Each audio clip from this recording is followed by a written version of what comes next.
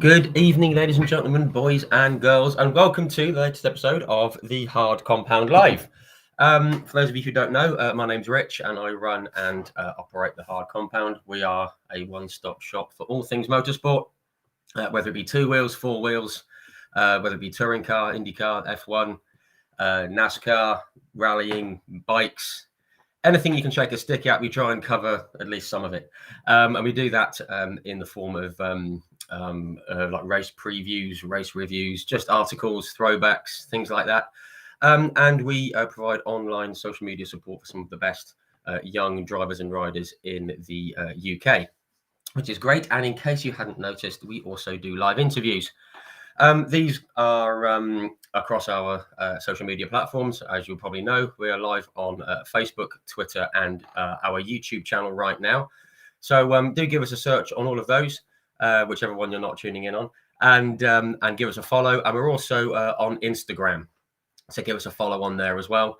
Just search for the Hard Compound, all one word, apart from YouTube, which is 3 words, and you'll find us. So subscribe and give us a follow.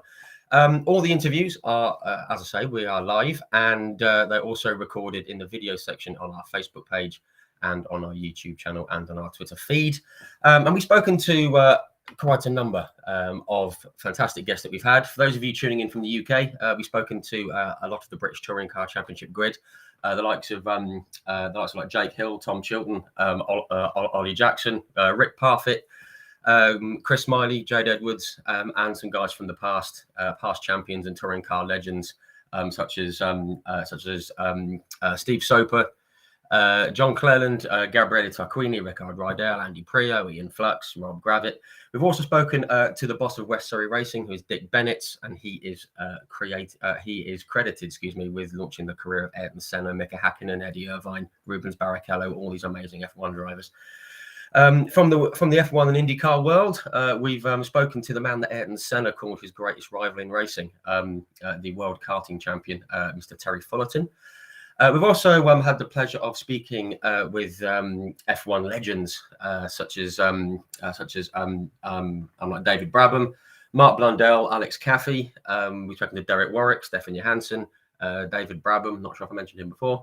And from the IndyCar world, we've spoken to, again, some legends such as Ari Lyondike, Mr. Danny Sullivan, Mr. Willie T. Ridge, Jaya Hildebrand, Brian Herter, and just 2 weeks ago we had the reigning champion Alex Palou on. And this time next week, we will be speaking live with Will Power, which is going to be a little bit lively. We've also had the pleasure and the honour of speaking with Mario Andretti, who joined us back in February, which is fantastic. And we've also had some fantastic female racing drivers. Probably most notably, we've spoken to like Sarah Moore from the W Series. We've got like Kales Cole, an excellent young racing driver from Ireland. She's up and coming. And we've spoken with Emily Linscott, who's doing great things in the US F4 Championship. And mentioning Emily leads us nicely on to our guest this evening. There's a bit of a link between these two, which we're going to come to later. But we've got our first guest from the NASCAR and stock car racing world, which is very, very exciting. And she is one of the very, very best young racing drivers in North America. And she's doing some amazing things, and she's far from finished. She's just getting started. She's also got one of the biggest smiles in motorsport, which is lovely to see. So without further ado, because I've been rattling on for a while and you've not tuned in to listen to me, please join me in welcoming Miss Natalie Decker. Hi, thank you so much for having me. And there she is. How are you, Natalie? How you doing? I'm doing so wonderful. How are you doing? I'm okay. It's been a long day here because it's just gone 8 o'clock. But no, it's all very good here. Thank you very much, and thank you so much for coming on and sparing some of your time to have a chat with us. Very, very much looking forward to it, and also really appreciate it. Thank you so much for having me. I'm excited. Yes, excellent. Well, and it seems we've got a lot of people tuning in, a lot of comments as well. Just going to scroll over to the. I see my mom said hi.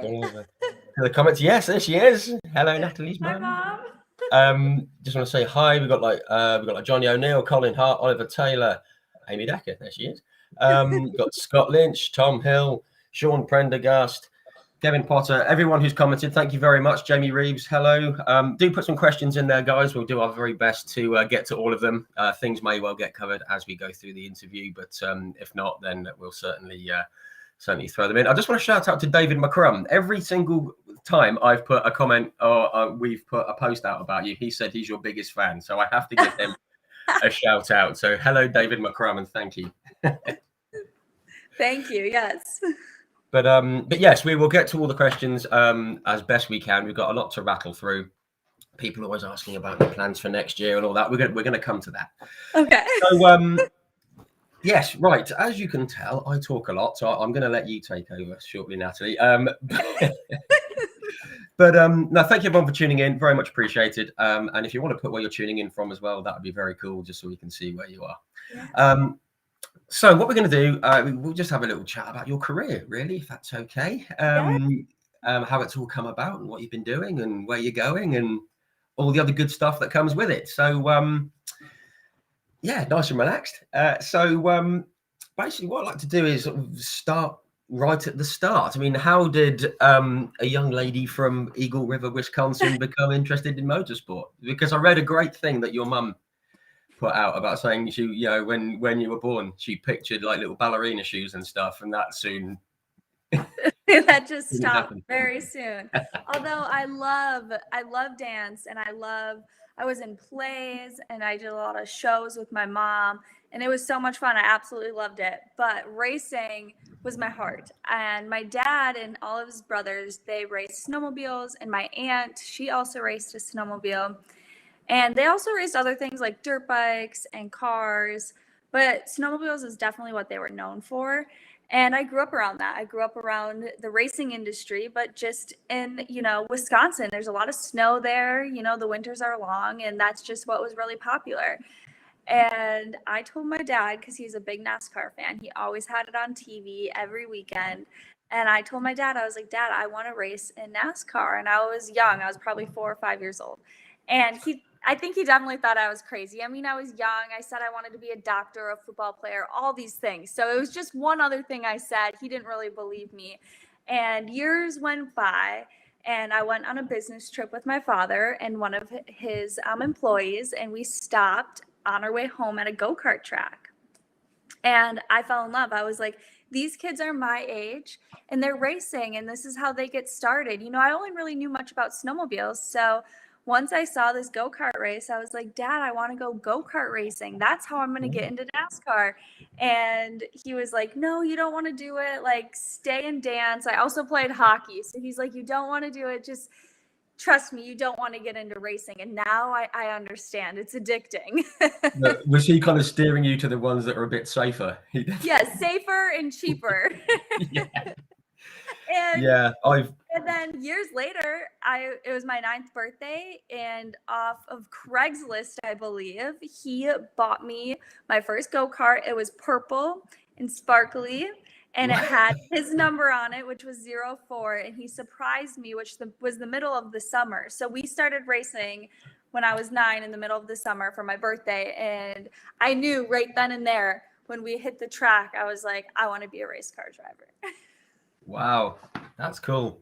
And I can totally get where your dad was coming from, because I've got 2 girls myself, and one's starting to show an interest. She's only 3.5, and she's starting to show an interest. I'm just like, oh, really?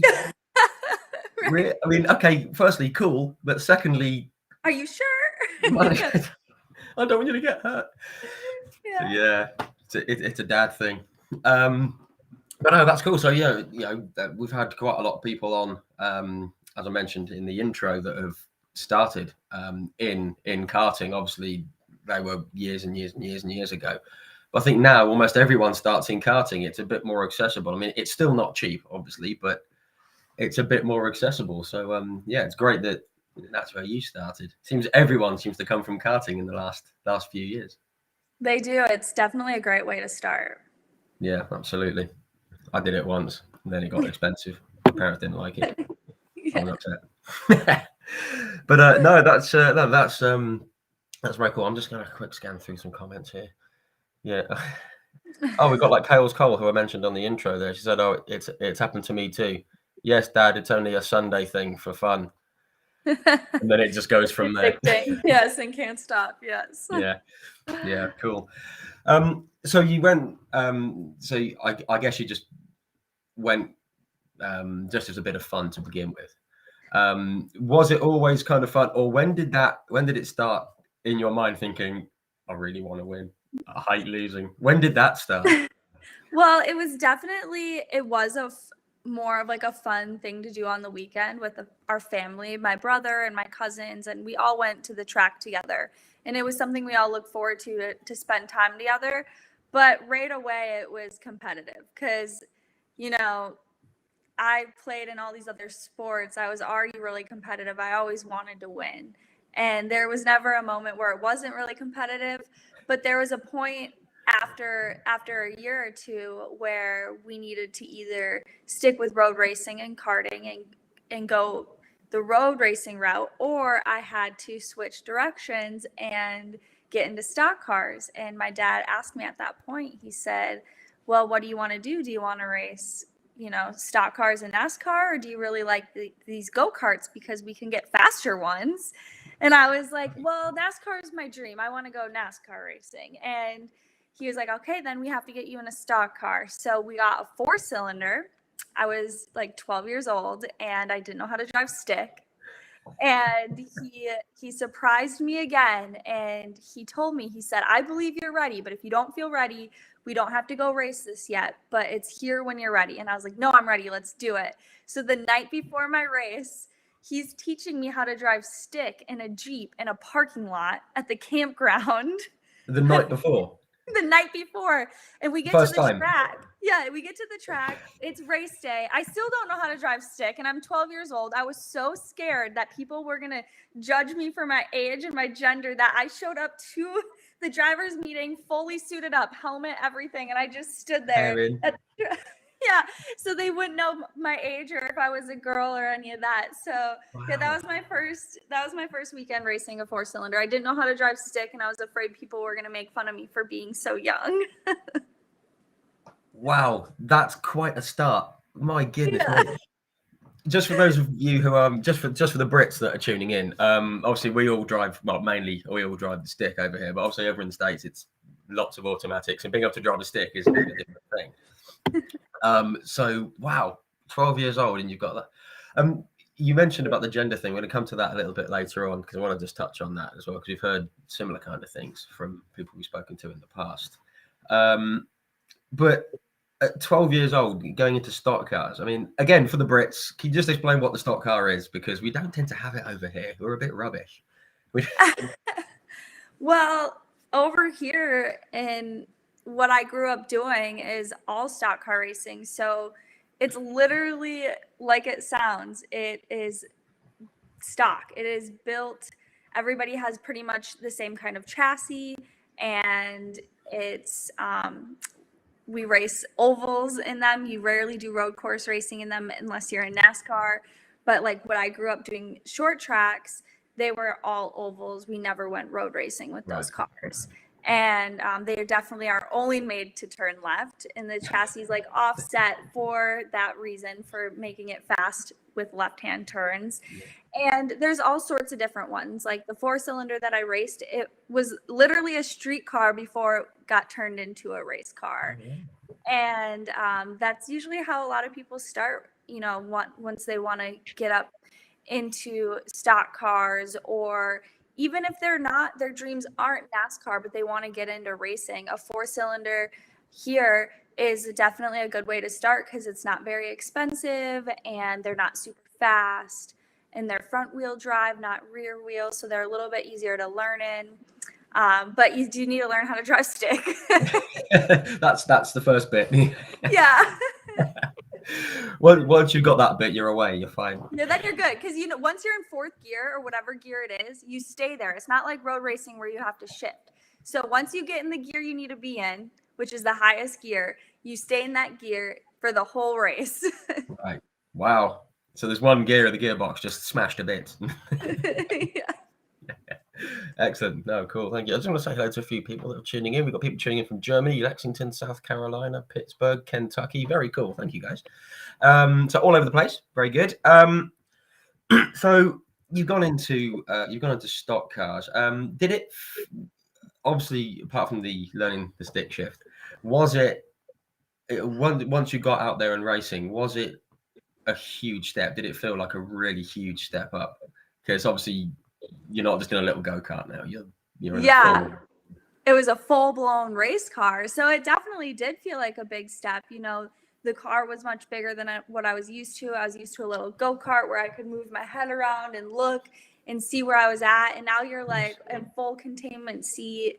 Can't really see anything. You have to use your mirrors. So it was definitely a big learning curve, but it was fun and I enjoyed every step of it. And then at the end of the year, there's this big race weekend. We call it Oktoberfest, and it's a big party and like a whole week of racing.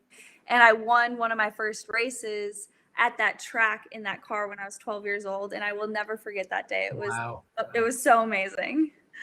Wow, that's cool. Because we obviously you were there recently, which again we're going to come to, and you can see from the videos, you just love it. You just love being there, don't you? Probably because of that reason, and just because of the whole feel around it. Oh yeah, and it's in my home state, Wisconsin. So. Of course, yeah, home, a big party at home. You can't knock it. So you had a couple of years, if my research is correct, in those cars, and then you moved up to the super stock cars. Again, did that feel like a big jump? Because it was absolute monsters, aren't they? Yes, they are so much faster than the first car that I ever got to race, which was a 4-cylinder. And it's so much faster. The 4-cylinder, like I said earlier, it was front wheel drive, and then the super stock was rear wheel drive, and I had to get used to that. That was a big learning curve in itself. And the competition got really good, and it was harder and harder to go out and win races. But the first time I won in that class, I'll never forget that day either. We were at one of my favorite racetracks in Wisconsin, my home state, and it was my mom. She never wants to watch a race from green to checkered because she's nervous. And I had one of my best friends from my school to come watch my race that weekend and camp with us and hang out. And I told her she needs to make sure my mom watches the race from start to finish because it's really fun. And my mom finally did it. She watched the race from start to finish, and it was the first race I won in that class. There you go. That's all you needed. You just needed your mum. Yeah, to watch the whole thing. Yeah. Fantastic. No, that's brilliant. And it's great that she plucked up the courage to watch the whole thing and you won. And yeah, fantastic. No, that's cool. Was it at this stage, because again, something that we always come back to on these chats is sponsorship or backing or funding or whatever you want to call it. Was it at that level where things started to get serious on that side? Yeah, I think it just overall, once we got into the motorsports industry and I was racing, sponsorship was always serious and always something that my parents talked about and that we talked about and worked towards together. My dad owned a snowmobile racetrack, and that was his business when I was growing up. And so he knew a lot about sponsorships, and he had a lot of connections in the Wisconsin area. So he really taught me a lot, him and my mom both, who ran the track together. They taught me a lot about sponsorships and how it works, and it takes a lot of money to go racing. So you need to have partners that want to, help you out, and then that's what makes it possible. Yeah, absolutely. We hear it on pretty much every single chat that we have. I mean, there's one that is a slightly different guy called Rick Parfitt, who races in the British Touring Car Championship. He's raced in the British GT Championship. His dad was the guitarist in like Status Quo, the band from way back. And he said, even he had to find sponsorship and backing, even though he came from a very wealthy family, and learned to racing lawnmowers against the guys from Queen, Brian May and Freddie Mercury and stuff. He's the only guy with a different backstory to everyone else because because of who he is. But everyone says you need to find someone who's going to back you straight off, because otherwise you can't go racing. People say that motor racing's got too much about money in recent years. It always has been, isn't it? It always has been. The money has changed as the years gone on, and that's why racing's more expensive. And everything is going to keep getting more expensive. So that means racing will as well. But yeah, money, since my dad started racing snowmobiles when he was younger than me and had a career in racing, it was always about sponsorship, and he learned a lot and had a very great career in his racing. So he always said, you know, it's always about finding the sponsorship, because that's what helps everybody get to the track and make it possible. Yeah, absolutely. Everything costs, you know, everything costs someone somewhere, doesn't it? Yes. Just got to find that person to help. So yeah, you're into this like super stock cars. If I got this right, you were age what, 14 at this time? 14? Yeah, I was about 14 years old. I mean, that's crazy. I mean, 14, I could just about tie my shoelaces. But you said that you won the class title in 2012. Got that at like Marshfield, and I've done a bit of research. It looks like a fun little oval circuit. It looks kind of cool. When you won that title, did it kind of give you belief in your, I mean, obviously you had belief in yourself anyway, but did it make you think I can really go on and do something with this? I can maybe make a career out of it? Or yeah, there's a lot that goes into this story, so I gotta say it all. So that track is so wonderful. It is such a great racetrack, and when we won that, it felt really great. And I remember the last race of the night, and my dad told me that, you know, how you win championships and how you win the overall points at the end of the year is you just have to go out every night and do your best, and you can't points race. So points race is meaning like really keep track of who's where, what's happening with who do I need to beat to get these points, where do I need to finish to get this. He said, just every night, Natalie, if you go out and do your best, you have a really good chance of winning. And when I did that the whole year, I just went out there and I ran my best race every single night. And at the end of the year, when we had that last race, my dad told me, he's like, look see, you just went out and you ran your best race and everything worked out. And it was just it was a really good feeling. And that's when I learned to just always focus on myself and what I need to do to make my race the best race it can be. But I remember, I don't know if it was that night, but it was definitely that year that some fans came up to me and they were like, oh, wow, like we remember when we watched your dad race here. And I was like, my dad used to race here? Like I had no idea. I thought my dad only raced snowmobiles at this point. I was 14 years old. My dad told me I heard all the snowmobile racing stories, but never car racing. So I was like, my dad raced here? And they were like, yeah, this track used to be a dirt track and not an asphalt track. And I was like, what? My dad was a race car driver? Like I had no idea. He'd never said. No, he never told me. Then that night, he told me all the stories of all of his races at that track. He kept telling me how good he was at dirt racing and that he could kick my butt if that track was dirt. Have you taken him up on a challenge around a dirt oval? No, I'm honestly nervous to race him on dirt because I think he would kick my butt. I don't know. You never know. You never know, though. That would be a fun one to see. That'd be cool. Yeah, great. So the following year, or was it 2012, 2013, you made another step up. Was it the Arca Menards series? Excuse me, on the Midwest tour. Again, I had to do a bit of research on that because we don't have it over here. It's difficult. It is so much different. It really is. Yeah, I mean they're pretty big machines, aren't they? I mean they're sort of, you know, especially when you're 16 years old. I mean, they're quite a handful to get. Yeah. What was the main differences from those? Because that's obviously really starting to get into the higher levels, moving up, looking. Once I was around 16 years old, there was a lot happening in my career. I was racing a bunch of different cars, from super late models to the Arca Midwest trucks and even the limited late model. So I was racing like 3 different cars at multiple different tracks. We were racing like 3 nights a week, and it was a lot. It was so much fun. And all the cars I was racing were just all completely different. So the truck that I was racing, it had lower horsepower and it was a little bit heavier, and it had really big tires, just like the Super Late. It had like big 10-inch slick tires, so you had a lot of grip. It was just all about momentum. And then there was a Super Late that I was also racing, and that had a lot of power, lots of tires, and you could just drive it as hard as you wanted. There was so many different driving styles you could have in that car and be fast in.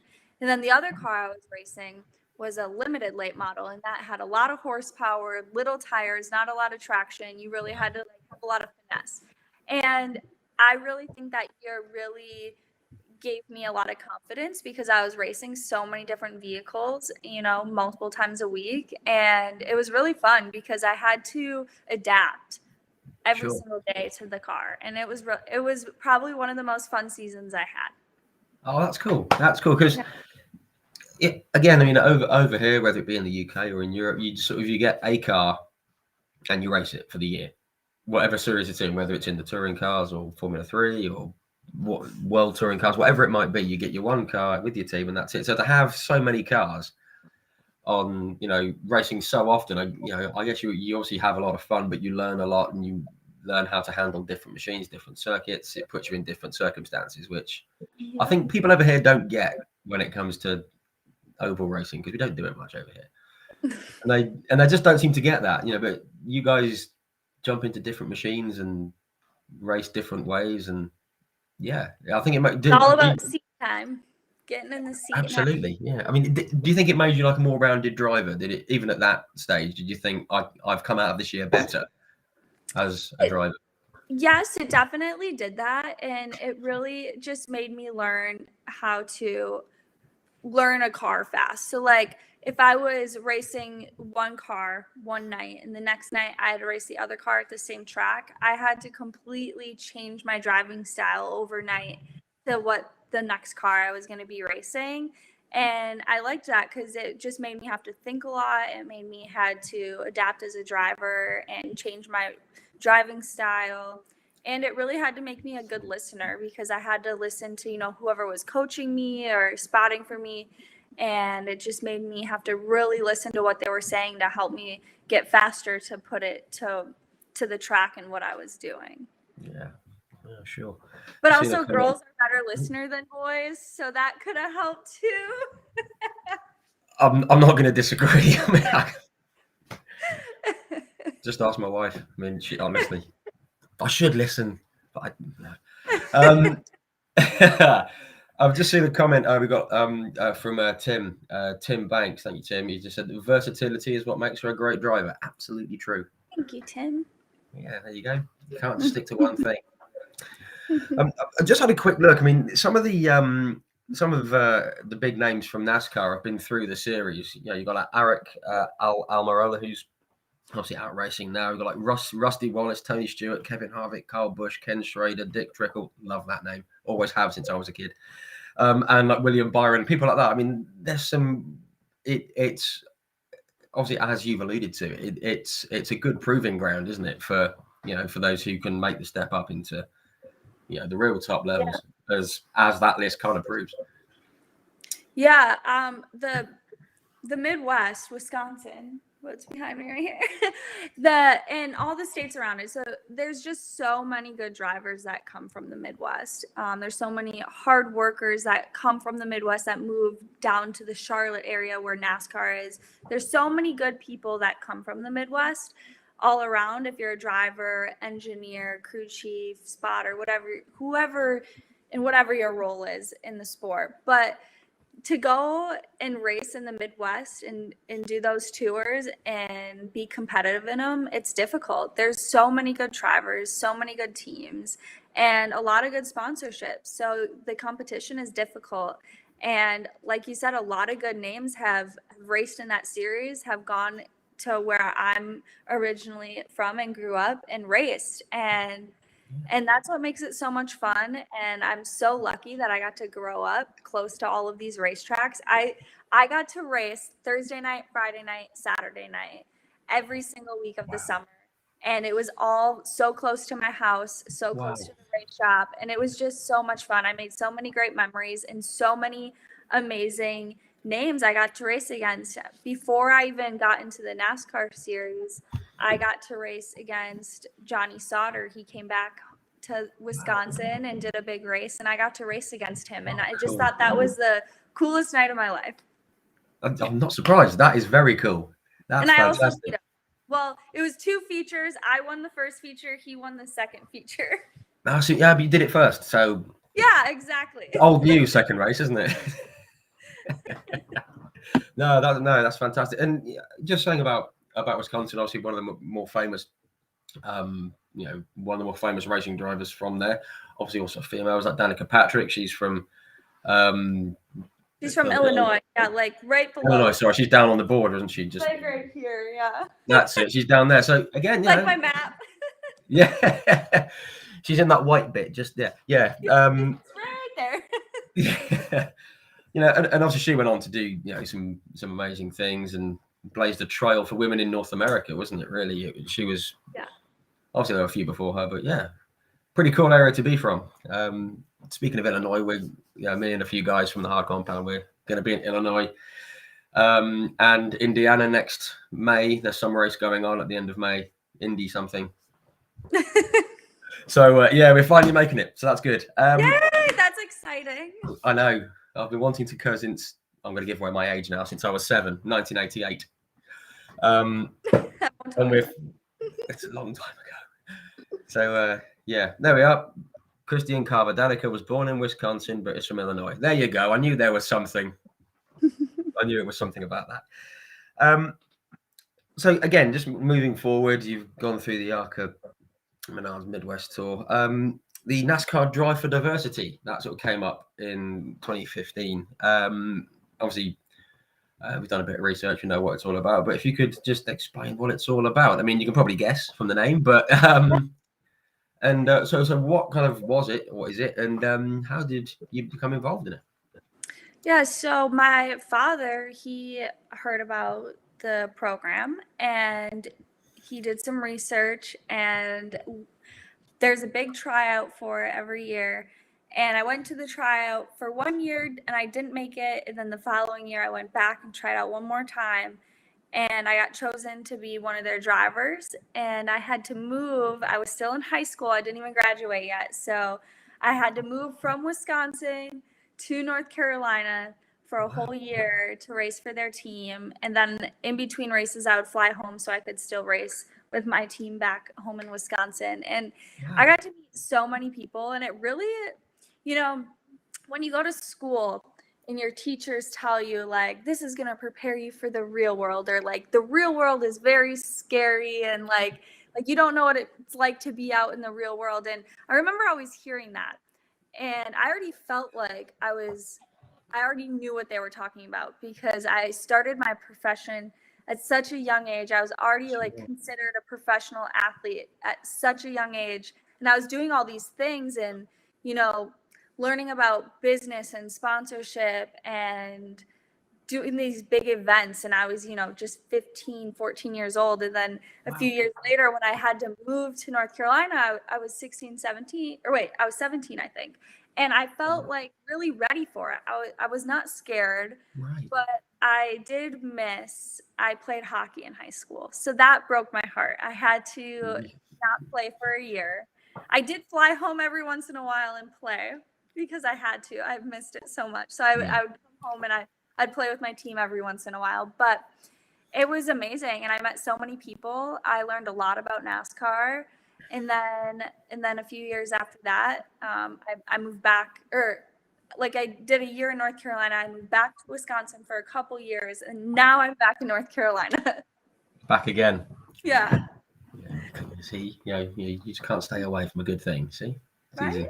Yeah. Because the whole thing, it's sort of, well, from what I can gather, from what I've researched, it's to basically to get I guess like the word minority, to get like minority and female drivers into the series, whether it be racing or as a crew chief or a mechanic or a technician. Or just get more diverse people involved in the sport. And they've gotten so many people, to the sport and involved. And it definitely got a lot more people's interest to come try to get involved in the sport if they had an interest in NASCAR racing, and it was a great experience.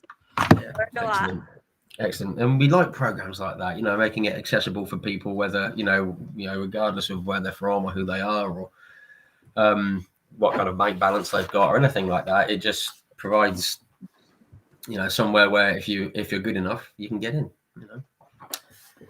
It is great. I've just seen a question which I'm going to come to about single-seater racing from Andy Pulling, and if he is who I think he is, sorry Andy, I don't want to put you on the spot. I'm guessing you might be Abby Pulling's father. If you can confirm that, that'd be great, because we're going to come to her because she's brilliant. Even if you're not related, we're going to come to her because she's brilliant. But you then made the step up into the main sort of like the NASCAR world and the full ARCA Menard series. How did all that come about? Because again, it comes down to backing and funding and financing and knowing the right people to a degree. Yeah. So, well, it's kind of a long story, so I'll try to shorten it. Carry on. I was just turning 18, I believe, and then you're eligible to do like Daytona, Talladega, all those big tracks. And Andy said, "Yes, I am." In the chat right now. Okay, sorry, and Andy Pulling. Sorry, thank you, Andy. I thought you were. We'll come to your question. Thank you. Carry on. Sorry, Natalie. So I was feeling like I was ready, and I wanted to move up and start doing, more big races like Daytona and Talladega.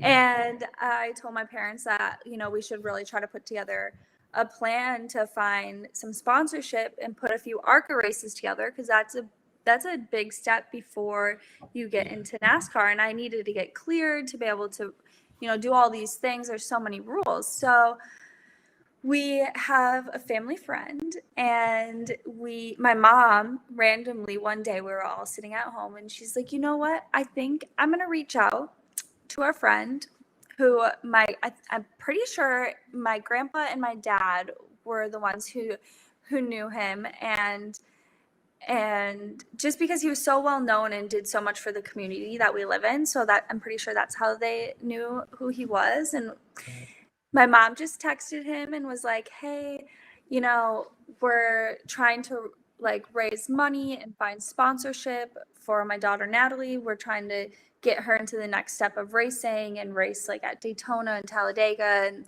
this is the like class and the teams that do it, and blah blah blah." Kind of give him the whole rundown. So we met with him the next day, and we were just asking for his help because he was so connected. He knew so many people. He was very smart, very successful, and we just wanted his input because we really valued what he thought and what his advice would be. And by the end of the meeting, he was like, "You know what? I'm going to talk to some of my people, but I think I want to do this." And I was like shocked and confused. I didn't know what was going on at first. So once it was all over, I was like, wait, so we just asked him to help us, get some good connections and give us advice on how to go about finding partners and sponsors. But now he wants to do it. And everyone will know who I'm talking about once I say who that is. That is N29. They've been a big part of my career, who's been on all my race cars since I've been in NASCAR. And has been just, him and his wife are family to us now. And we don't make a decision without asking them first, because that's how much we value their opinion. Wow, that's cool. And just coming on to the subject again, I mean, again, every time we speak to people on here, even when we spoke to like Mario Andretti, every single person, literally every single one, has said, "And then I met," and it went from there. And that sounds like it's the same with you. Yeah, N29, they launched my career into NASCAR. I would definitely not be anywhere close to where I am today if I didn't have the support from him and his wife, and definitely the knowledge. They have taught me so much about business, and we've all learned and grew together in NASCAR, and it's just been such a fun journey. Fantastic. I love that. Just how close a driver is to the sponsors and the team, but not just because of what they bring, but to the people as well. Yeah. Like, it's all about like racing is always like your second family, who then pretty much just becomes your family. Yeah, you kind of fall into it, Yeah. Well, that's an interesting question. David McCrum, number one fan. This is a good question. Do you have a favorite basketball team? That's a cool. That wasn't on my notes. So yeah, carry on. Like I don't. I used to watch basketball when I was in high school a little bit, but I don't have a favorite basketball team. But I do now live in North Carolina, and they do have a basketball team, the Hornets, I believe. And I've always wanted to go and like wear a jersey and like feel all cool, but I've never done it. So I don't really have a favorite team. Okay, fair enough. There you go. You can only ask. Just getting back onto the motorsport side. Obviously, you in the Arkham analysis, and you were in with like Venturini Motorsports. Obviously, that was through the backing and the sponsors and everything. And you had, let's see, you raced. What was it you raced at? You got like Toledo, Elko, twice at Pocono, once at Road America. It was all pretty steady. You came out 11th, 13th, 7th, 10th. That was a pretty good start. To being in that series. Were you happy with that? Did you think, that's pretty good? So when we first signed our deal to go ARCA racing, it was like 3 races that then turned into 7 races. And then the following year we did a full season. So we got to do all the big tracks like Daytona and Talladega and the whole series. It felt great.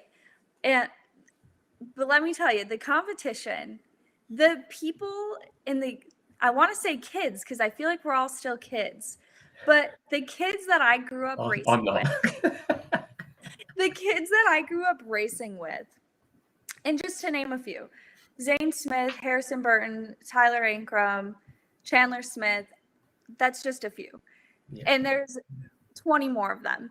I grew up short track racing with them. I grew up racing ARCA series against them, the truck series, now Xfinity, and they are some of the best race car drivers here on this earth. They are good. And to go into the ARCA series, which was, it was the ARCA series and then there was the K9 series. So there's 2 different series happening at this point. We chose the ARCA series because there was, it seemed not as much pressure. But the year that I chose to go to the ARCA series, everyone else chose to go to the ARCA series. So instead of it only being like 8 people that I have to try and beat that are really, really good, there was 20 of them. So I was really happy with that, because as I look back at my past of racing against all of those guys in the ARCA series for 2 years straight, it was hard, and they were good, and they still are good. And now they're out there winning championships, running, almost winning championships, running the Final Four and all this stuff. So when I look back at my career in the ARCA series, I'm really proud of who I got to race against. And I remember playing hockey in high school is, you're only as good as your competition. And when you start racing against better people and harder people to beat, you start getting better as a driver and learning more and learning from them. And I really felt like that whole 2 years of spending the time in the ARCA series, I learned so much from all of those kids, because I want to call them kids. They're still all younger than 21, it feels like. So it was really fun, and I'm really happy I got to do that. Yeah, absolutely. And and obviously it's nice to go out and spank everyone every week and go and win, and but of course but it's even nicer to have that challenge and race against the best people, because that brings out the best in you. That's whether it's just anywhere in life, isn't it? Whether it's racing or just whatever job you do, you want to go up against the best people. Exactly. Yeah. Also that year, I think we're in 2018 still, I think. You tested a LMP3 car at Sebring. That must have been cool, because they're amazing cars, aren't they? That was a dream come true. Yeah. How did that happen? Because awesome. So yeah, another long story.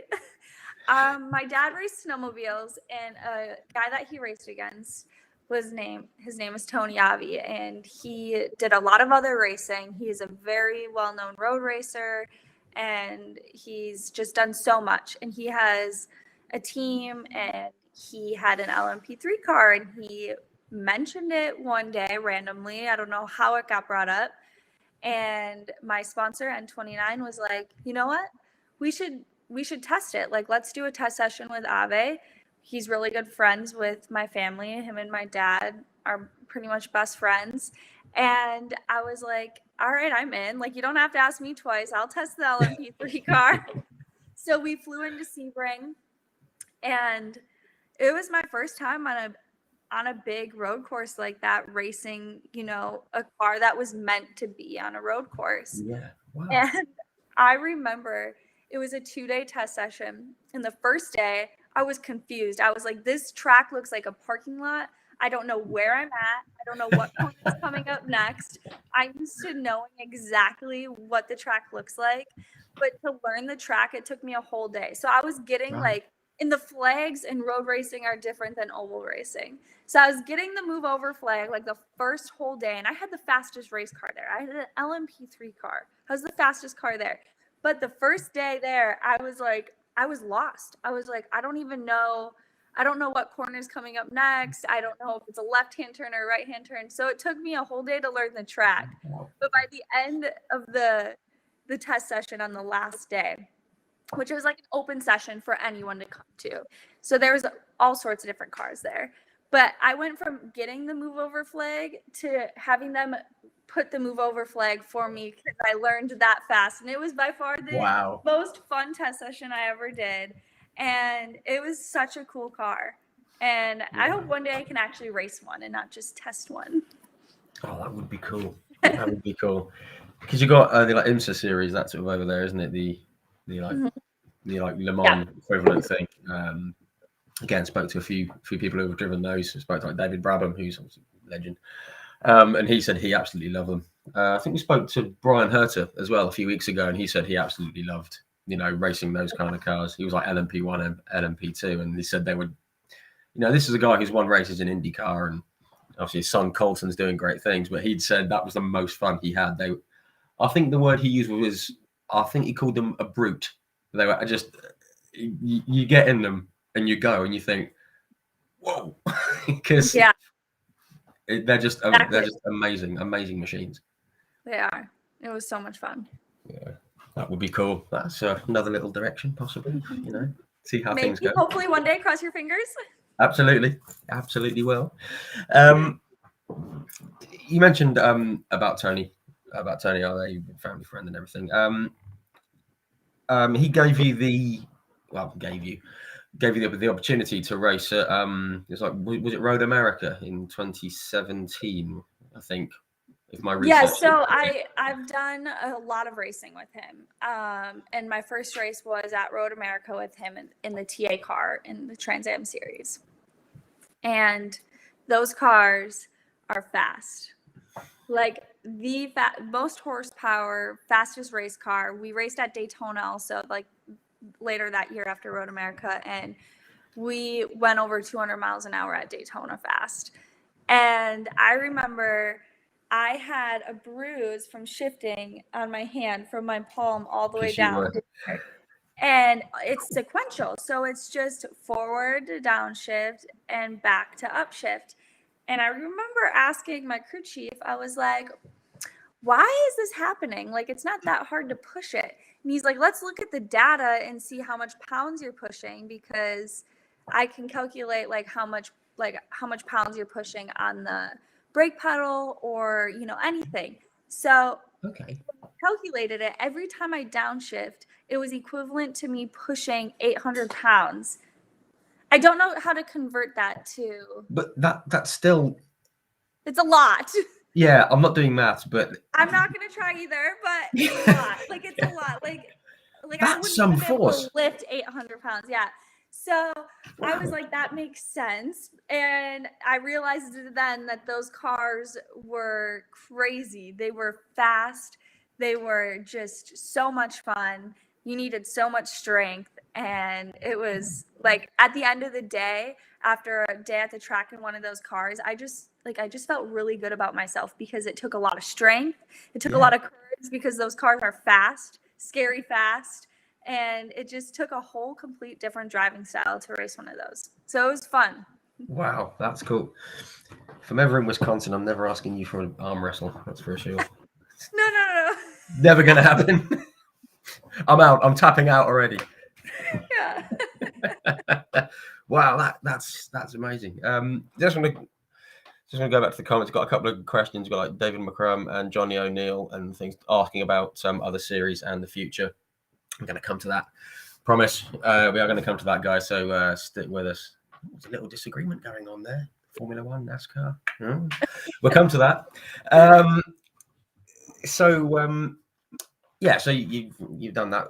Was it 2019 you made a switch into the trucks mainly? Was that something that you'd always fancied trying, or was it just an opportunity that came up that you just sort of went both? So the goal is to race in the Cup Series, which is the top level in NASCAR.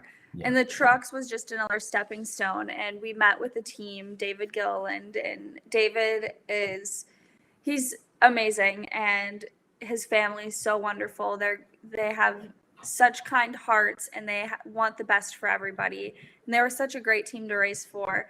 When I met with them,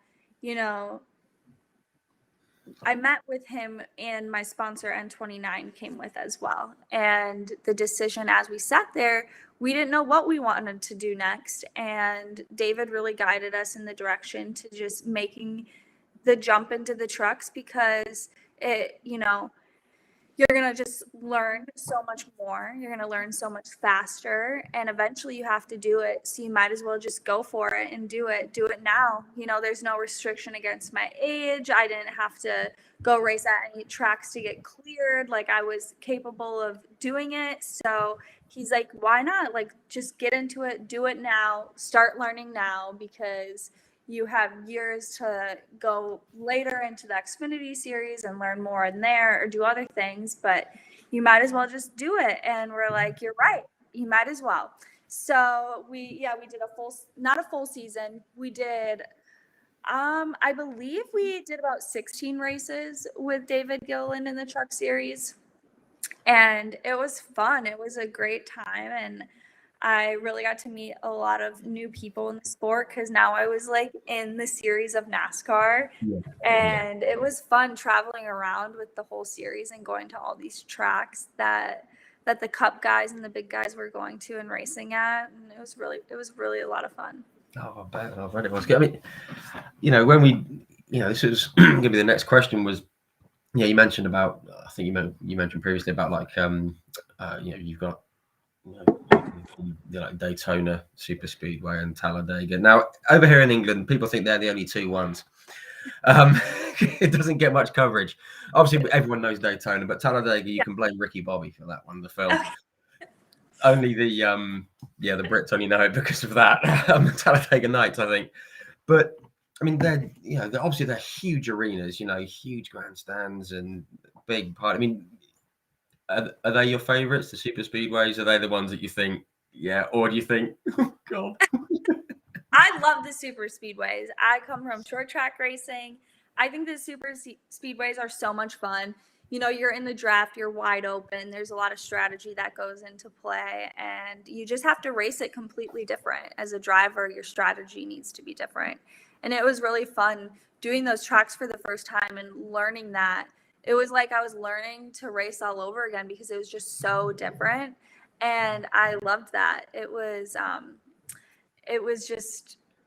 so fast, and it was just so much fun that they became my favorite tracks to go to. And then I started going to a lot of other tracks as well. Like Vegas has a really fun 1.5 miles. I love that track, not just because it's in Vegas, because Vegas is a fun place to go to, but the track is fun. The track is a lot of fun, I promise. And then Martinsville is a short track that the NASCAR series goes to, and I love that track. Yeah, awesome. Oh, Chuck Decker is in. We know who that is. Oh yeah, Dad, is that you? Hi. Hello, Mr. D. How you doing? Yeah, no, cool. I'm very pleased because while we're on the subject of that, like Daytona and NASCAR and Talladega and all that, the amount of people over here that just say, "Oh, it's just going round in circles," and as a Brit, that annoys me. I know you guys over in the States, you must hate that because it so isn't just going round in circles, is it? There's so much more to it. There is. There's a lot more to it, and once you do it, once you're involved in it, you know that. But when you look at it from the outside and you don't know much about it, it definitely just seems like you're going around in circles. Yeah. You know, again, obviously being over here in Europe, we've got like Romain Grosjean, obviously in Formula One. We all know what happened to him in his fiery crash, and now he's doing so well now in IndyCar, and everyone loves him. And the amount of comments that we see is like, "Oh well, IndyCar's just going around in circles." But it's like, yeah, on like 3 circuits or 4 circuits, you know, and the rest of it, and it just drives me around the twist. And because, you know, there is no way that most of the European drivers could go and drive these circuits, whether it's in NASCAR or IndyCar. You know, we've got like the like British Touring Car Championship here, which is like road course, you know, which is like road going cars, but just, you know, race spec. And there's one guy who's been linked to going to NASCAR in the future, and they're saying, "Oh, why would he waste his time there? Oh, it's just going around it." And it's just like, this is so far above his level, you know. NASCAR is, it's just, I haven't got the words to describe. It's just huge. It's fast. It's loud. It's noisy. It's nasty. But it's incredibly technical as well. And people just don't seem to get that over here. Even though there's only 4 corners, it's very technical. Yeah, absolutely. Yeah, there's banking and all the other kind of stuff. But yeah, people don't get it. And you definitely have to race it a lot different. When I talk to people that don't know anything about racing at all, I explain road racing to them, and then I explain oval racing to them.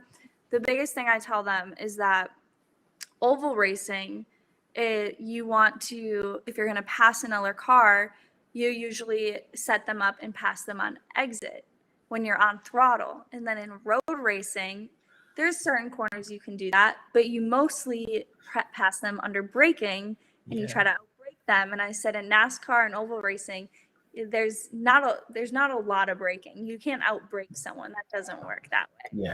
Yeah. So that's one way I explain to them the big difference, and then they usually kind of understand it a little bit more. Yeah, I'm gonna use that. I hope you don't mind, because thank you. Because I keep, we're going to the 500 next year, and I keep trying to explain to people what the difference is, and you know, but my response is always, well, isn't all motor racing just going around in circles? Technically, you start from a point and you end at a point. Yeah. Whatever happens in between. But yeah, so we're on ovals. Daytona, 2019, first race. I think you know what I'm going to talk about now. I mean, you must have the fire. You must have been so excited though, going into your first race in the series at Daytona. I mean, I was so cool. Excited. Daytona. And you qualified 11th, was it? 11th? Yeah. So, wait, I don't even remember.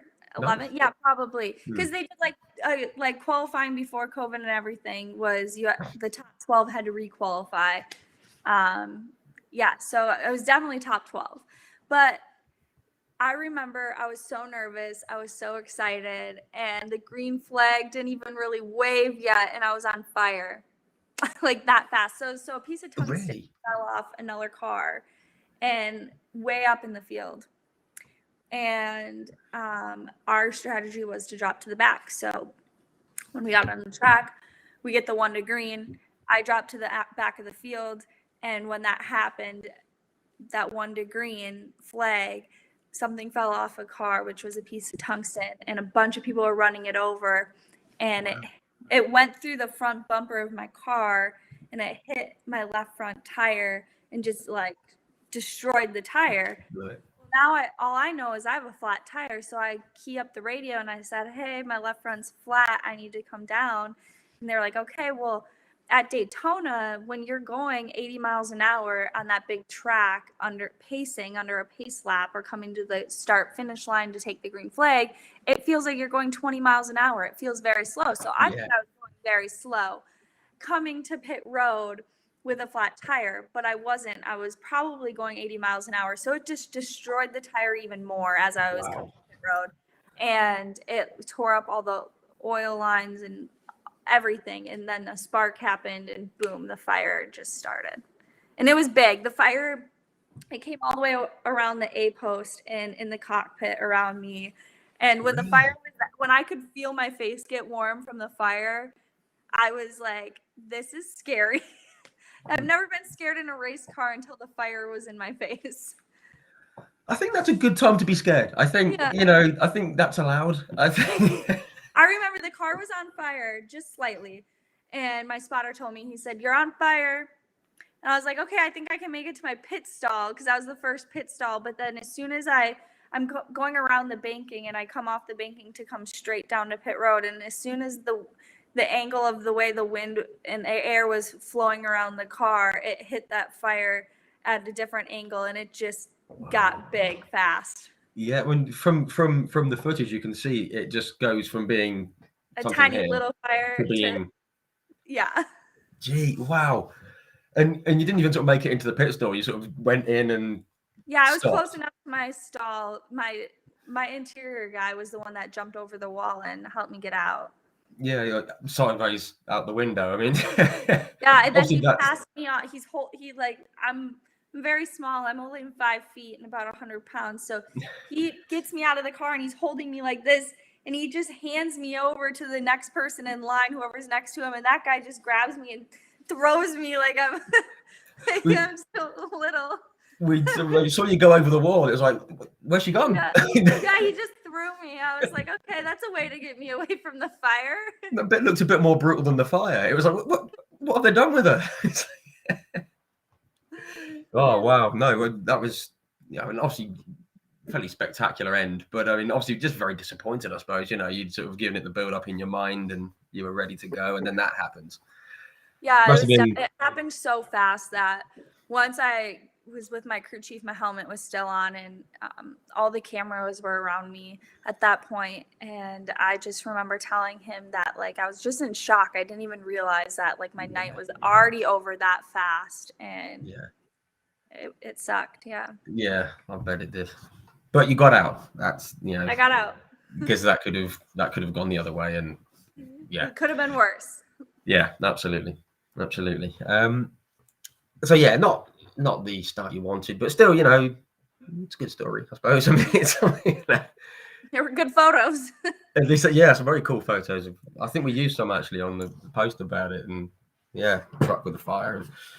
But the rest of that season, you finished. You had a whole bunch of top 20 finishes, and you did well in again like Las Vegas and.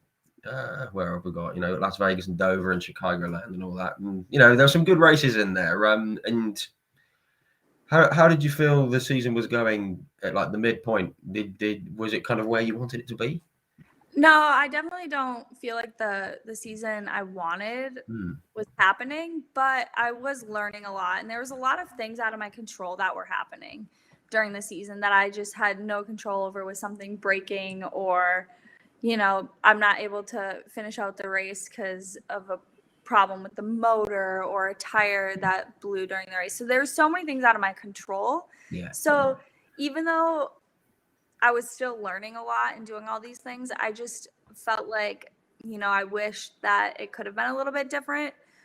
But I mean, it is what it is, and we were doing our best, and it was a big learning curve. I mean, there was so much, and when I got thrown into this whole racing thing, and we started, when I was 9, and I was having so much fun just moving up through the ladder, and when I got to the truck series, and I just even though I was racing in NASCAR and I'm still racing in NASCAR, I don't ever feel like I've made it. There's always something, even though I'm here and I'm racing it and this is my dream and my goal to be here, you always want to do better and you always want more. And that's how I felt that year. Is I wanted better, I wanted more, and I felt like I had such a great team behind me. It was just I had so much to learn. Yeah, and I guess when you want to learn more and get better races, it's a natural thing to be frustrated, isn't it? Even if people from the outside are going, "No, she's doing really well," you still think, "I'm not." Yeah, you kind of want more. there was so many races that were such good races, and I was running like my best races ever, and the results didn't really show what I wanted because they should have been better, but there was certain circumstances that happened that made it so I couldn't have those results. Yeah. But at the end of the day, when my team and I went home and we looked at like my lap times and how much I learned in one race or that weekend at the track, we were all really happy with that. So that was something good to take away from the weekend and bring to the next race or the next time you go to that track. Yeah, sure. I think it's the old thing, isn't it? You know, the like results don't tell the whole story. You know, exactly. Yeah. You know, whether it's good or bad. You know, well, take the Formula One race that went on this afternoon in like Brazil, or this morning for you guys, and yeah, this morning for us. Apologies for the spoilers, anyone, but you know, Lewis Hamilton won the race, and that's all the history books are going to say. He won, but you know, he was disqualified from a sprint race, and he started 10th, and you know, there's all this other stuff going on, and that's what people don't see. There's all that stuff that you guys see, the data, and yeah, you know, so we can't always go on results. Zach Daly's brought something up, which I was going to come to straight away. 2019, Kentucky, 2019. An incident, Spencer Boyd. There was a lot of incidents. He threw his hat on the floor. There was a lot of incidents leading up to that. So you wrote all the questions out, you know, and I was reading them and I came across this one and I was like, I looked at Derek and I was like, wait, that was Kentucky? I swear it was Pocono. Like, are you sure it was Kentucky? And he's like, no, that was Kentucky.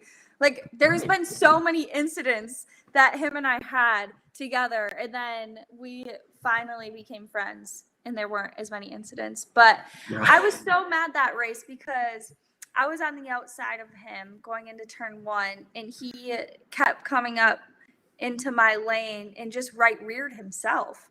And it ruined both of our nights. And it really upset me because there was just so many other incidents leading up to that I wanted to go talk to him. And then that happened. I mean, I'm not going to ask what you said. Now we're friends. Which is we were friends good. A few weeks after that. I think after that, the next week we became friends. It was kind of the thing that cleared the air and just got it. Yeah. Yeah. I mean, I'm not going to ask what was said, but obviously, because I'm not going to ask. I don't remember what was said. What time is it there? It's after 9 o'clock here. It's fine. No. But yeah, Zach has actually said, he said that you threw Spencer Boyd's hat in the post race, and then he won at Talladega. That's a good question. He said, "What was your reaction when he won?" Was that the following weekend? I don't think that was the following weekend. I think that was way later in the year. I think it was further on. Yeah.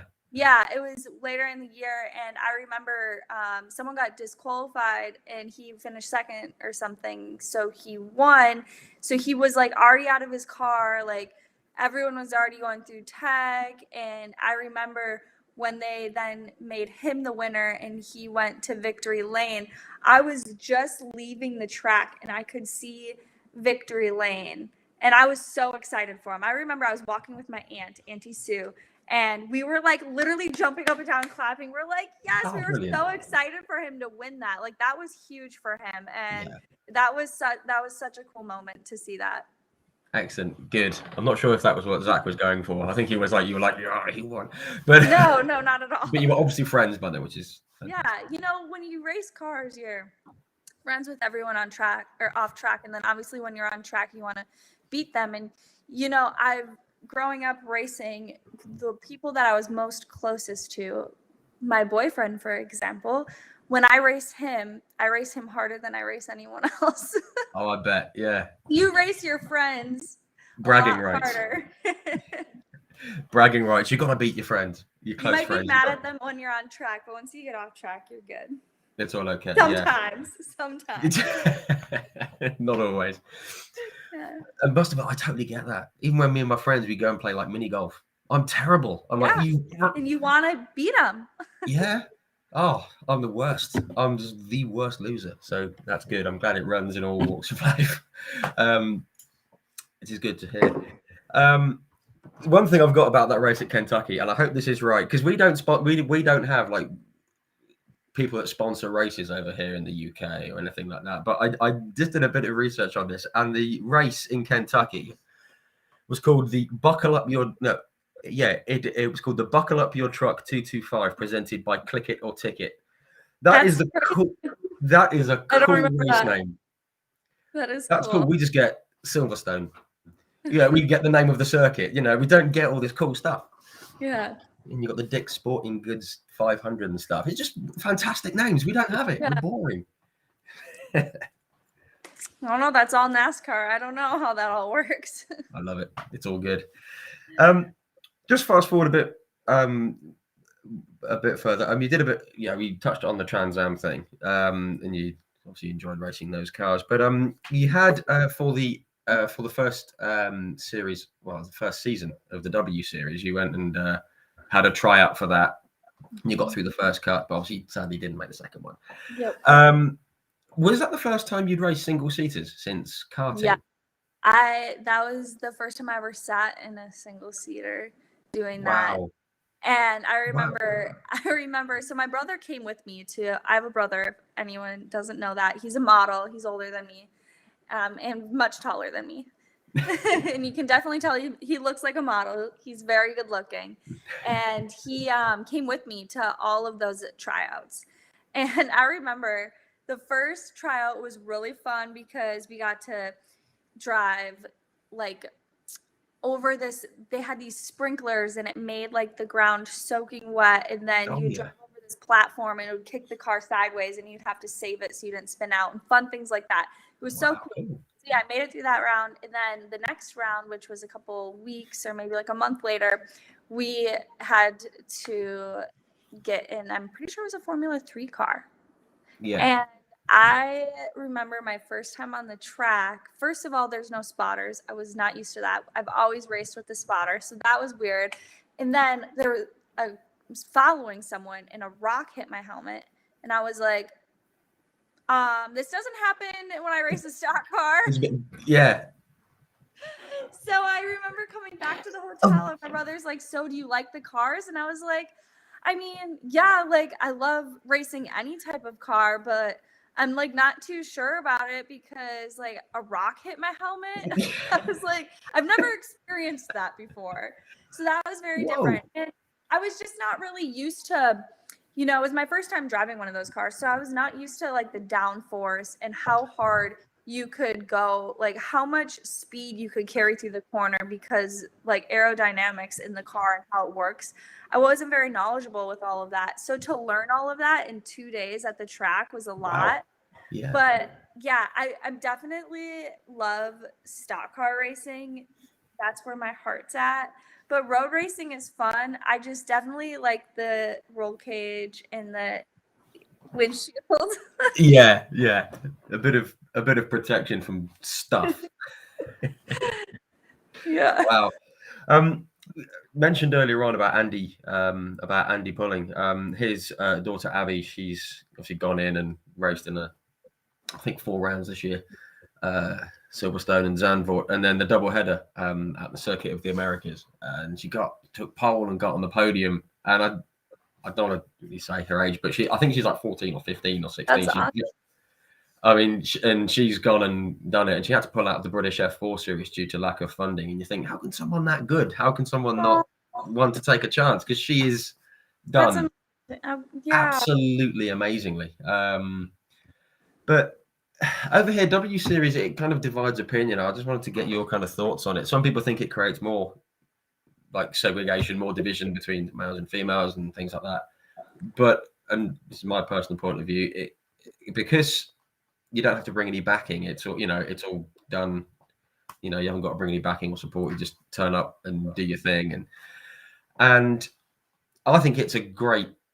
I think it's a great series. I think it gives. Like, well, I say young ladies of any age, the opportunity to get into drives and get into seats that they wouldn't normally have the opportunity to get into, just because, you know, for whatever reason. I was just wondering what your thoughts on it were. I mean, obviously you thought it was a good idea because you tried out for it. So yeah, well, I think any kind of program that helps get more people involved in the motorsports industry is great. And you know, there's so many people that have asked me before the W Series was ever on my radar and ever even heard of. Years ago, I remember even my grandpa and other people asked me, like, don't you think there should be an all women's series so that women can have a chance at experiencing it and experiencing racing? And like, he pretty much asked, like, should there be something like the W Series? Like, he kind of mentioned that years ago, and I was like, you know what, Grandpa, that would be really awesome, because it would get more females involved in the sport and it would be great. So when we heard about the W Series, my mom was like, we need to do this. This sounds like a great opportunity. yeah. And it's really helped out so many young females. And I think that's just so great, because they may have not had that opportunity if it wasn't for the W Series. Yeah, absolutely. Completely agree with that. Completely agree. Andy Pulling has just said that she's 18. Sorry, Andy, I didn't mean to under egg her age there, but because I've been following her for a few years, so I can't. Yeah, but no, very cool. It's good to hear. And obviously we like it over here because we got a double champion British with Jamie Chadwick. So that's kind of cool. Yes, I love her. Yeah, she's great. I think they're first and second as well, actually, which is quite good. And there's only one American in it. Yeah, we've got like Saber Cook. She's in there and she's doing her thing. And yeah, hopefully she can be back in it next year. That'll be good to see. So yeah, cool. Right, just get on to that. But yeah, I mean, I was going to ask if it was single seaters or stock cars with the way you wanted to go, but you said it was stock cars all the way. Stock cars. Yeah, awesome. 2020, obviously, you switched to was it like Nice Motorsport, which is obviously good, driving a Chevy and everything. And you started season at Daytona with 5th. I mean, apart from the fire, you've always seemed to go well at like Daytona. Is it just something that suits you, that circuit? Is it just the way it's set up, or I definitely love the super speedways, and you know, racing is definitely a team sport if you think about it. Yeah, it's the driver out there all by themselves, but you have a whole team working behind you to make sure you have the best race possible. And every time I've gone to Daytona, I just had a lot of faith in my team and that they were going to make the right calls. And that weekend that we got 5th and became the highest finishing female in the truck series, that was all my team. They made the right calls. They had the right strategy, and they talked me into it. They made sure I followed their strategy. They kept my hopes up that their strategy was going to work, and they were just so positive about it, and they really believed in themselves, and that made me really believe in my team, and that's what got us that 5th place finish. Yeah. I mean, and again, it comes back to the whole team thing. You know, people talk, you know, especially in F1 and things, about team orders and things like that. It's like, look, it's not just one person out there. You know, it's why there's 2, 3, 4 cars in a team. You know, it's a team thing, and that's obviously, you know, and that was obviously came to the fore with, you know, with that at Daytona. Everyone pulling in the same direction, which is what you need. Sorry, my notes. Excuse me. Obviously 2020, you know, you started the season, I think it was 3 races in, and then we all know what happened with the pandemic and everything, and it's obviously been a struggle. How did it might sound like a daft question, but how did it affect you and your team and what you were doing? Did it just stop you in your tracks almost? Well, it affected NASCAR definitely, and it affected the teams, especially the lower budget to mid-budget teams.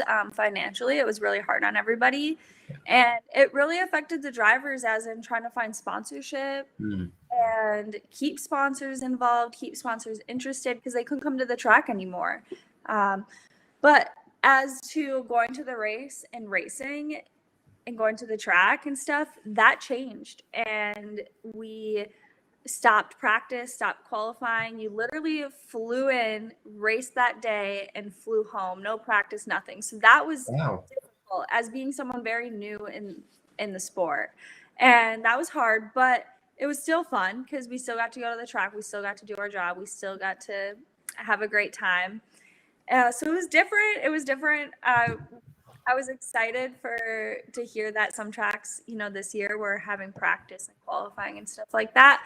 But when I heard certain tracks that I was going to be racing at this year were going to be like they were last year, you just show up and race, I was like, okay, well, I'm already used to that. Everybody's got to do it. Everybody's in the same boat. So it was different and something to get used to. But overall, the most struggle that came out of COVID for racing was just finding the funding and the sponsors and the partners, because you couldn't get people to come to the track. They're limited on who can come and travel and things like that. So that was hard, because to get someone interested in the sport and wanting to be a part of it, you really want to get them there and give them the full experience. Because like I said earlier, racing is addicting. Yeah, absolutely. Yeah, absolutely. And again, obviously this is a much sort of smaller series, but again, we've got the British Touring Car Championship here, and I know quite a lot of the drivers and the teams and everything. And they said that was the biggest thing for last year, was because obviously you have like the hospitality, like awning side of the truck. And that's a big thing. You get your sponsors in. So, right, if you sponsor it, you can come to this round and have the full, have the works, And if you can't offer someone that, then they just go, oh. And there was one of the drivers, actually, he moved to the Porsche Super Cup in support of F1. And his sponsor said, look, we'll sponsor you for the whole season as long as we can come to Silverstone, the British round, the English round of the series. And because all the Porsche teams are based in Europe, they couldn't come to the UK without having to quarantine and all that kind of stuff. So they said, okay, we're going to not race at Silverstone. And this guy, because of that, he couldn't have his sponsor there. So they said, right, we're going to pull the plug. Yeah, and he basically just missed the whole season. Yeah. Purely for COVID. And that's, I think that runs through in a lot of series, doesn't it? And it's just, I think that was the biggest hit for everyone, wasn't it? Yep. Sucks. But we're coming through the end of it. We're coming through and rolling through. Yeah, we seem to be getting back to something, approaching normal. I'm just keeping an eye on the time. I don't want to keep it too long. It's a Sunday afternoon there. I'm sure the sun's out. Just coming into 2021, you got to like NASCAR Xfinity Series. Very cool series. Love watching it whenever I can. And again, you raced at like Daytona and Talladega and Nashville and Road America, all these different kinds of circuits. How's it been? Has it been a pretty cool experience, I guess? It was a fun year, and a lot of the tracks I went to were difficult tracks. Nashville was a difficult track. Road America in a big heavy stock car, that was definitely very difficult. But my favorite track was Martinsville that we got to go to, and I had so much fun. It was the last race of the season, and it was a fun race. And I remember getting out of the car and just saying, like, this is why I love racing. This is what made me fall in love with racing. And it was just such a great time. Yeah. Awesome. And they're amazing cars to drive, aren't they? They're absolutely, just looking at them, they just look cool. Even if, and the sound of them and everything, it's a fantastic series. Mm-hmm. Just to touch on, I think it was it Nashville or Martinsville? I can't remember, but one of the coolest liveries of the year, the Halloween one, with the Manson brothers. That was Martinsville. The last. That was Martinsville. I thought it was. Wasn't that cool? That was absolutely brilliant when it popped up. I was and we saw about what you were doing and everything. We just thought that's the coolest looking car on the whole grid. How did that come about, working with those guys? Because they're former wrestlers and they were they made a film. And so Red Street Records, they were one of my other sponsors, and how I met Red Street Records was through a mutual friend, and his name's Todd. And he was the one who introduced me to everyone with the Manson brothers, and that they were like, hey, this movie, it just came out, like, you're racing Halloween weekend. Like, we think this is a really good fit. And my boyfriend, Derek, he does all my sponsorships and handles all the contracts and all that stuff. So they were first talking to Derek, and Derek came running down our stairs in our house, and he goes, "You're never going to guess what phone call I just got." And he's like smiling, and I was like, "Tell me." And he told me all the news and that they wanted to be a part of the race, and it was such a great fit, and it was so much fun. And we got to have like a little media day at the shop and take photos together and meet everybody. And it was the whole weekend. Like, the race was obviously fun. I'm a race car driver. The race is obviously going to be fun. Cool. But leading up to the race and having that little media day with everyone with the movie, and then going the next night and having dinner together and spending time together, and then having them at the track experiencing what the whole event feels like and being at a NASCAR race. It was just so much fun. The whole weekend was like a dream come true. Wow, that's awesome. Very cool. It's like a big sort of party type thing, Halloween thing going on. And it's like a cool looking car, and kept on the lead lap, and it was all good. Great. Yeah. Just very quick jump back to Trans Am. We raced at like Watkins Glen, which is just an awesome circuit. So much history. One of my favorite road courses now that I've been there. Yeah. Excellent. It's one of those circuits when everyone says, which circuit would you like F1 to return to? The amount of people that say Watkins Glen, it's just it's an amazing it's an amazing circuit, and you got a podium in class, so that's a cool thing. Stand on a podium at Watkins Glen. Yes, that was so much fun. I mean, it must have, I mean, because of a circuit that's got so much history in all kinds of series, it's stock car or single seaters or bike racing or whatever. I mean, it's a cool thing to say. Yeah, I've had a podium there. It's easy. Yeah, and it was just a great weekend. I had my whole family there. We had friends there, and my boyfriend, who never usually coaches me or spots for me, the whole week leading up to that, we were on the sim together, racing that track against each other and just having a good time. And he was coaching me. So when we got to the track, I was like, I'm not going to hire a driver coach or a spotter, because I really just wanted him to do it. Yeah. And he did such a great job, and it was really fun. And yeah, we got a podium finish, and it felt really great. And then we just got finished racing at COTA a couple weeks ago, where I won. Yes. The plan was, he did such a great job at Watkins Glen that I was going to have him at COTA. After the first day of practice, I fired him, and I fired my boyfriend. And wow, I scandalous. I hired a driver coach that I've worked with in the past. Oh dear, how did he take that? Were there. He was fine. He understood. Just didn't talk to you for a couple of days. He was just like, he was a little upset, but he understood. Yeah, that's fine. It's fine. It all comes down to racing. What happens on the track stays on the track, and what happens at home stays at home. Exactly. Right. He's a good man. Excellent. Well done, that man. And obviously, a cool circuit to drive as well. COTA, yeah, that was really fun. That was one of the hardest races I've ever done, and to come off the track and having my whole team tell me I won, because at first it was a little confusing with how the scoring works. Yeah. And I was so excited. It felt so good to win that race. Yeah, I'll bet. Very cool. Very cool. I've got Johnny O'Neill's just commented, "Oh, poor Derek." I know. He's fine. He'll be fine. He's good. Yeah. Yeah, it's all right. Water under the bridge.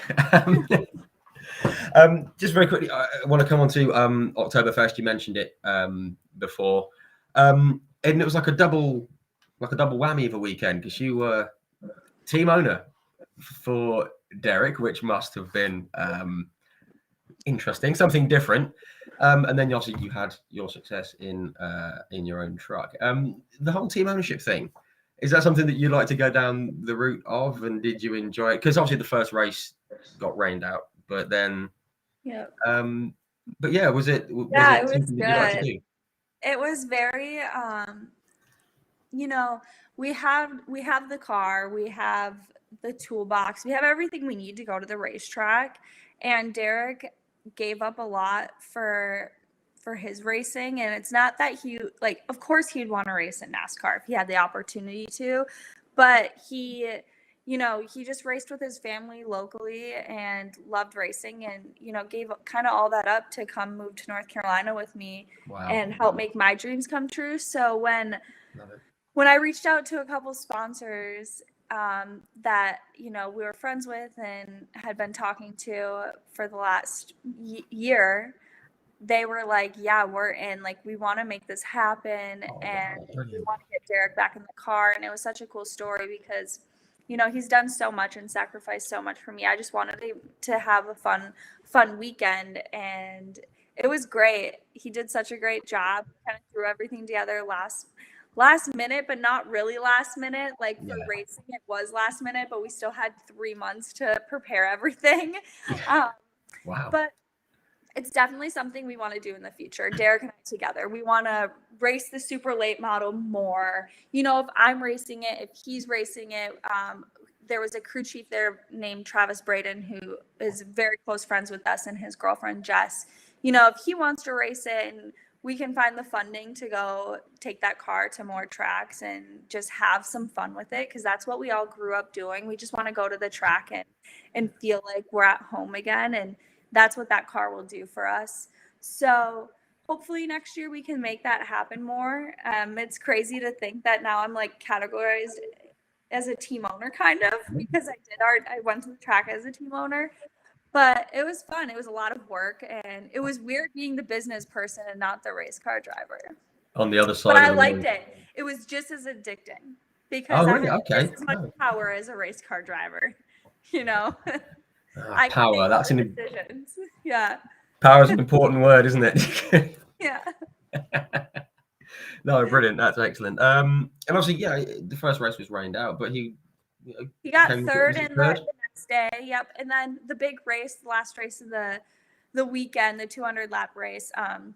He had a bad tire for 100 laps. One of his tires was like falling apart pretty much. And it happened to a lot of other drivers too. And that there's a tire shortage going around right now. So that probably had something to do with it. But I mean, he drove his butt off. And when he had to hang on to that car for like 80 laps when it wasn't handling the best because of that tire.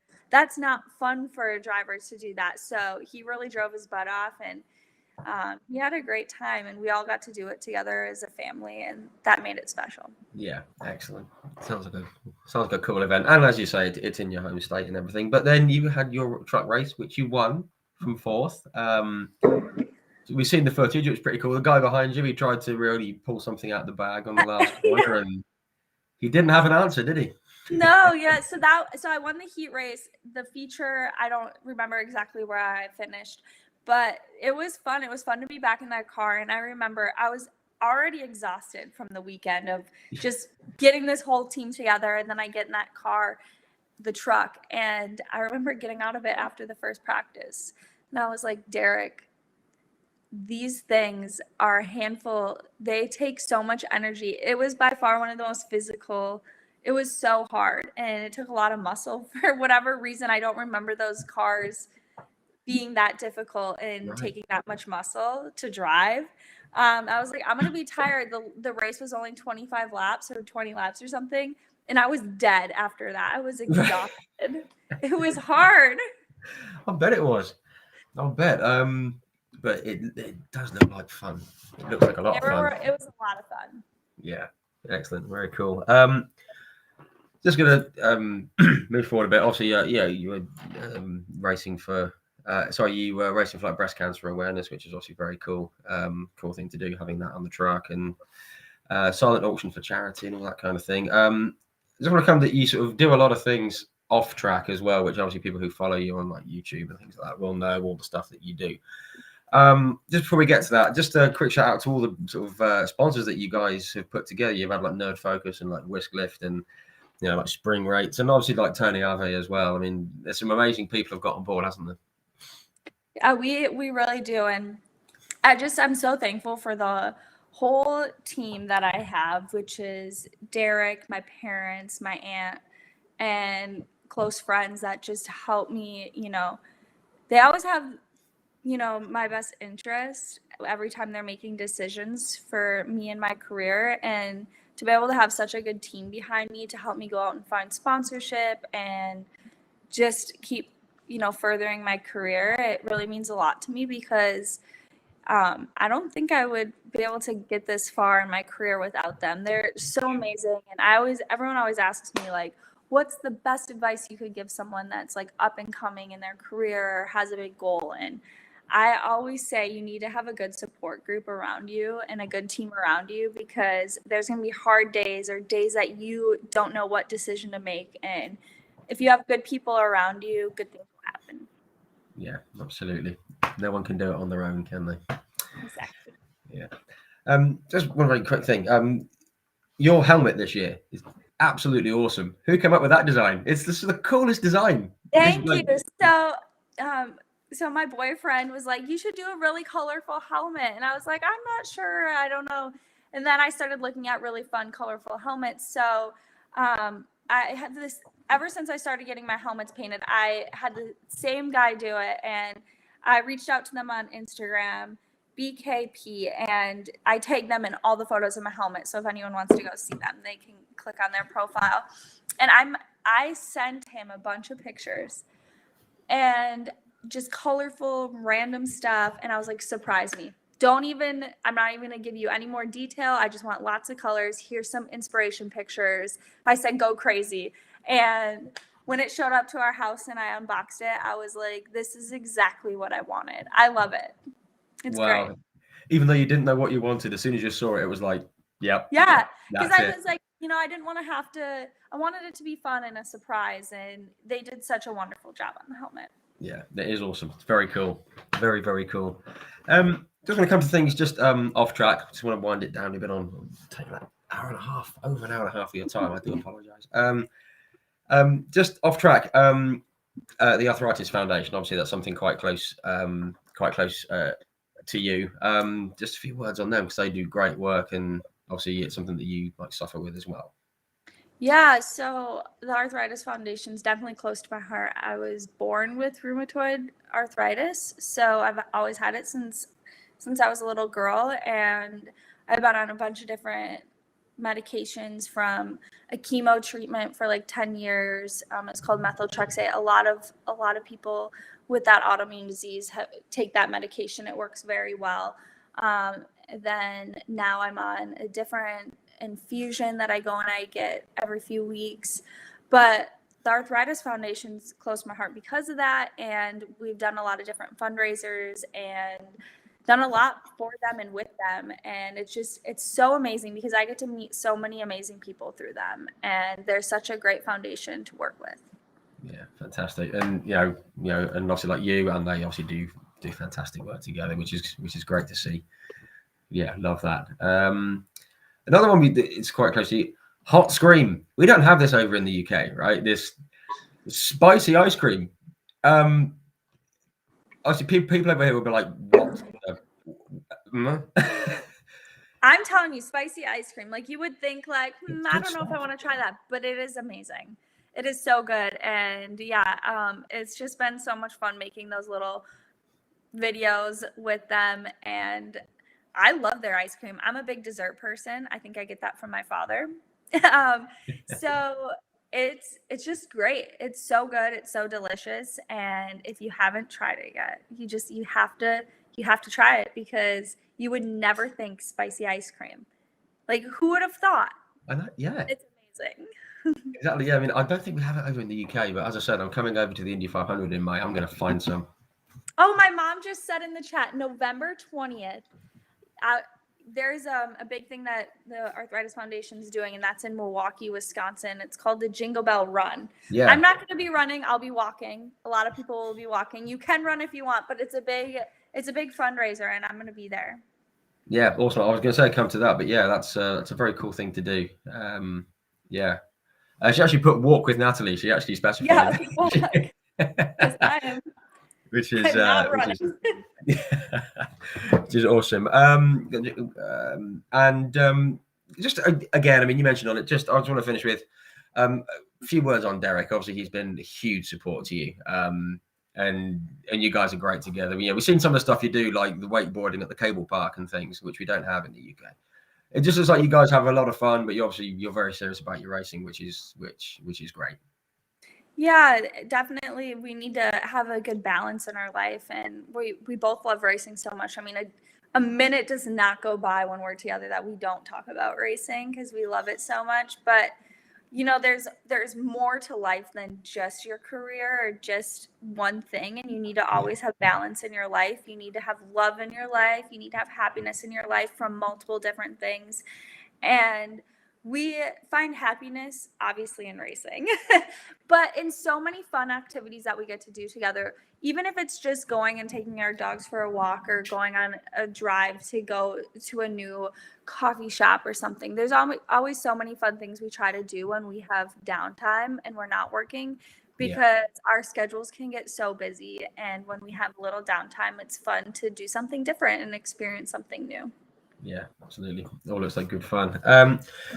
Very quickly again, obviously you said like NASCAR is the goal. There was a question earlier on, would you be interested in doing Formula One? I guess that rock would come up a bit quicker, wouldn't it? You know, maybe. It just depends.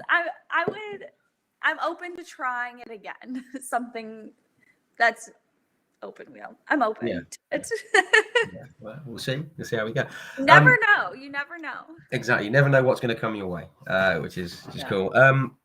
Very quickly, any other following? Any other series that you follow? Any other motorsport? Is there anything that you really outside of the NASCAR world, or is it just that? I mean, I would like to do maybe a little dirt racing. That would be fun, but I don't know if I'd have time for it. I'm already so busy with all the racing I already do. But if the opportunity comes, I would do it. Yeah. We say, if it comes up, be good fun. Oh, Amy Decker, you would rock F1. She's called it. Aw, thanks, Mom. She's called it. There you go. Very quick. Okay, this is a very big question. Very question.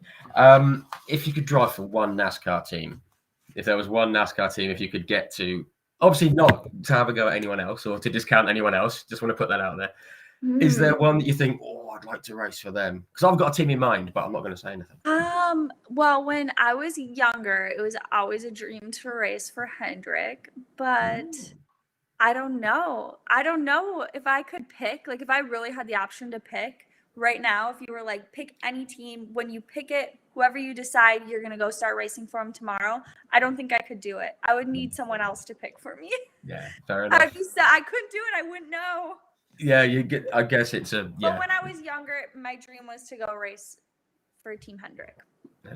Because Brett and everything, Penske for me, it's always Penske. Okay. We'll see. IndyCar, I'll let you pick. IndyCar, Penske, big fan, and NASCAR. But yeah, I see that. Yeah. But Hendrick, super. Yeah, it's one heck of an outfit. Okay, I'm going to rattle through some very, very, very, very fast questions, and I'm going to let you go and get on with your Sunday. I'm so sorry, it's taken ages. Best car you've ever driven? Best car I've ever driven? Yeah. I like the Audi R8 that I drive right now. Good choice. One car that you'd love to have a go in? Well, the LMP3 I tested. I hope one day I can race it. Yeah, that'd be cool. Hardest competitor you've faced? Ooh, my boyfriend. It's bound to be, wasn't it? Yeah. Cool. Any sort of drivers that you admire the most on the NASCAR grid? Anyone you look up to and go, oh, yes? Yes, I've always been a really big fan of Martin Truex Jr. And then this year, I'm a really big fan of Kurt Busch. Ah, cool. Yeah, two good choices. Two very, very good drivers. Plans for 2022? Anything in place yet? We're still working on our plans. I hope we can pull something together and have it be an amazing schedule and I can release it soon. But as of now, we are still working on them. Fair enough. And this is the big question, and I know what the answer is going to be. Is Natalie Decker going to be the first woman to win the Indy 500 or the NASCAR title? That would be amazing. That would be so amazing. That would be a dream come true. Yeah, that would be cool. Hopefully, you never know. As you said before, you never know what's going to come up. Just before we go, I do want to say a huge thanks to, I believe it's your auntie, Sue, Yeah, who has Auntie Sue. tolerated. She's tolerated my emails regarding this, and because some didn't send, and now I've pestered her. And so, thank you so much, Sue. You've been absolutely brilliant. She's amazing. We love Auntie Sue. She's an absolute star. Right, we're gonna wrap it up there. It's gone on a little longer than we'd usually done.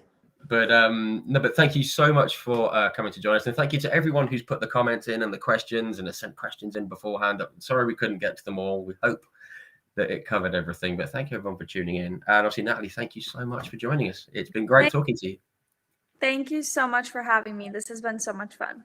Good. I'm glad it's been fun. We don't want to be boring, do we? No. Fantastic. Thank you everyone very, very much. And do keep following the Hard Compound, keep following Natalie, keep following all of our sponsors, because we need to keep her racing. We need to keep her busy. Yes, thank you. Great stuff. Thanks a lot, guys.